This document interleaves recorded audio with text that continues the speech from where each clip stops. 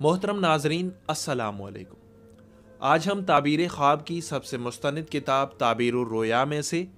خواب میں کسی چیز کے ٹوٹنے یا توڑنے کی 4 مختلف تعبیریں پیش کرنے جا رہے ہیں۔ تو آئیے شروع کرتے ہیں۔ حضرت ابن سیرین رحمۃ اللہ تعالی علیہ نے فرمایا ہے کہ اگر کوئی شخص خواب میں دیکھے کہ کوئی چیز توڑی ہے تو دلیل ہے کہ اسی قدر اس کا نقصان ہوگا، اور اگر ٹوٹی ہوئی چیز کسی دوسرے کی ملکیت ہے تو دلیل ہے کہ اس کا نقصان صاحب خواب پر لوٹ آئے گا، اور اگر کوئی خواب میں دیکھے کہ اس کے اعضاء میں سے کوئی عضو ٹوٹ گیا ہے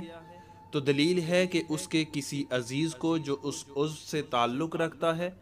غم اور مصیبت پہنچے گی، اور اگر کوئی خواب میں دیکھے کہ گانے کے ساز جیسے چنگ اور باب اور تنبور اور بانسری میں سے کسی کو توڑا ہے تو یہ فعل خوشی پر دلیل ہے، اور اللہ ہی بہتر کو خوب جانتا ہے۔